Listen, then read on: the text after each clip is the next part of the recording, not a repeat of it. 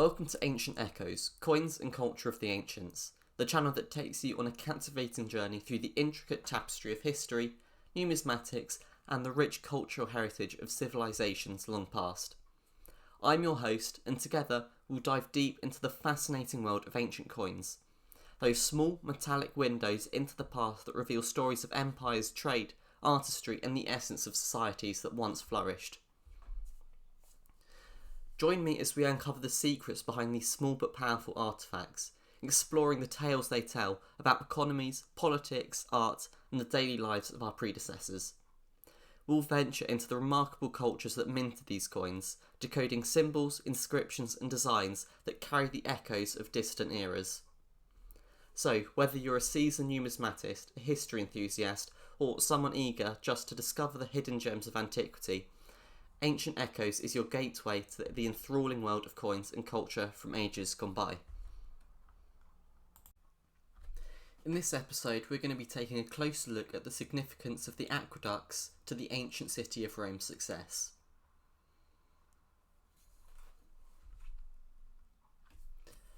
With such necessary structures carrying so many waters to compare, if you will, the idol pyramids or the useless but celebrated works of the Greeks.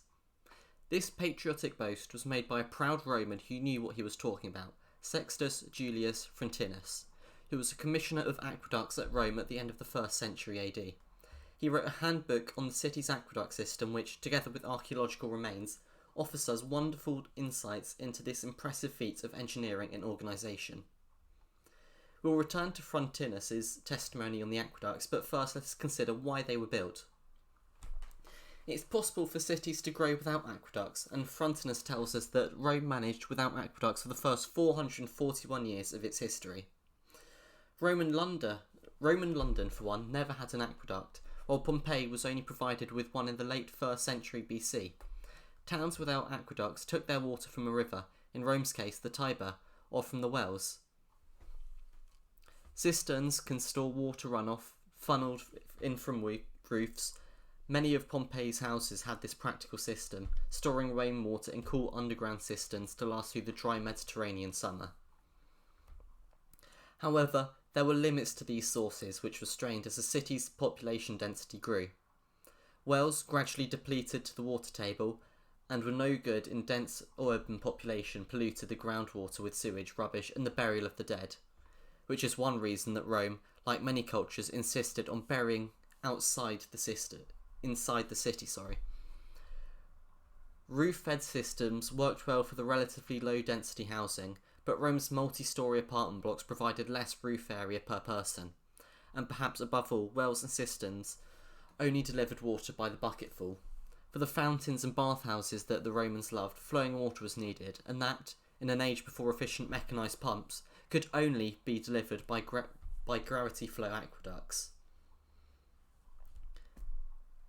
The principle was relatively simple. Pure and abundant sources in the hills around Rome could be tapped, and their waters diverted into artificial channels running gently towards the city on a gradient designed to deliver them from a useful height, to flow around the city and feed street fountains, baths, and private houses for a small fee. And you can see this in the diagram here.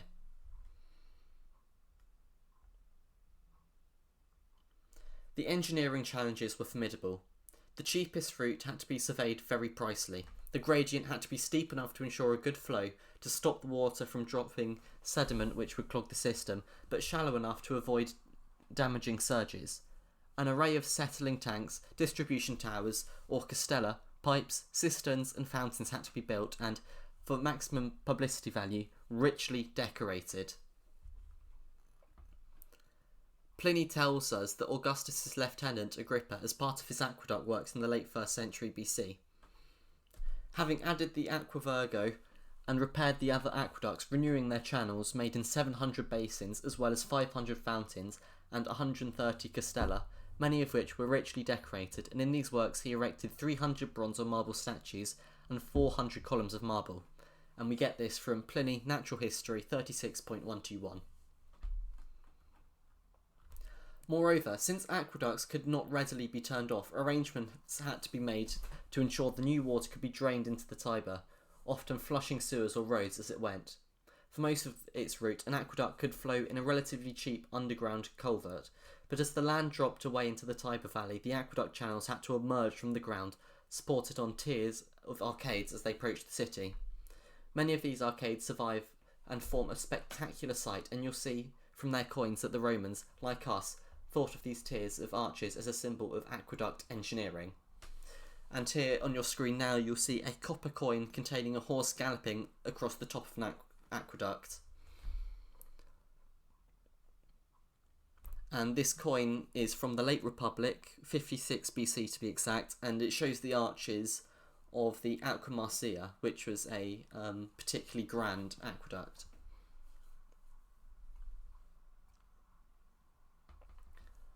Rome's first aqueduct, the Aqua Appia, was built in 312 BC. This brought water in from about 16 kilometres away and ran almost all of its length underground, and only supplied a small and low-lying part of the city. Nevertheless, its benefits must have been appreciated as Rome continued to add and upgrade its aqueduct network for centuries. Within 170 years, an aqueduct, the Marcia, was built that tapped springs over 90 kilometres away and ran for over 10 kilometres on arches. By the 1st century AD, the entire city was served by an aqueduct water, and by the early 3rd century there were 11 major aqueducts, mostly running in from the Sabine Hills to the southeast, converging at the Porta Maggiore gate. Counting the exact number of aqueducts which split up into branches within the city is difficult, and the exact location of some major lines, like the Trajan's aqueduct, is not known. And now for just some scale of the map of aqueducts that ran through Rome.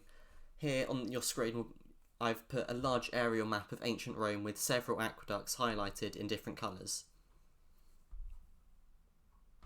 Now, although it is hard to get a sheer scale of the city's water system from Frontinus and from other sources, a 4th century catalogue of buildings does list some of the aqueduct system. So this list highlights how there were 19 aqueducts, 1,352 public fountains, 254 reservoirs, 15 large ornamental nymphae, which were fountains, and 11 great imperial thermae, which were large bathhouses, and then 856 smaller balneae. The total amount of water that this system of aqueducts could deliver is much debated. Frontinus gives us figures, but they're difficult to interpret and they are greatly disputed. Around 1 million cubic metres per day are suggested. Some of this was for drinking, cooking and washing. Some served industries like cloth dyers or irrigated market gardens and farm fields. Households could pay for a private line, but quite a lot was lost to illegal tapping or corruption. Later on in Rome's history, at least some of Rome's aqueducts seem to have survived the Goths' cutting of the water supply in the 6th century AD siege. There were patchy repairs and references to aqueducts by early popes, but their system gradually fell out of use. By the 12th century Rome, now shrunk down to just the area of the Campus Martius in the loop of the Tiber, once again relying on the river and well water. It wasn't until the papal aqueducts of the 16th century that Rome began once again a city of fountains.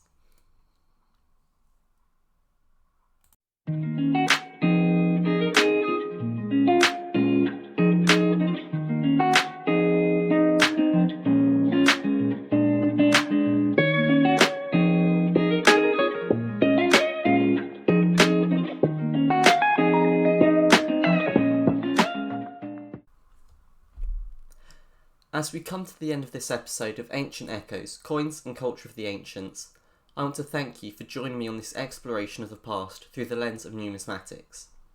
The journey we've embarked on is just the beginning, and there are countless more ancient coins and stories to uncover. If you've enjoyed this episode and want to continue delving into the captivating tales of ancient civilizations, be sure to subscribe to our channel so you never miss an episode. Until next time, I'm reminding you that the echoes of the past are still all around us, waiting to be heard. Thank you for tuning into Ancient Echoes, Coins and Culture of the Ancients.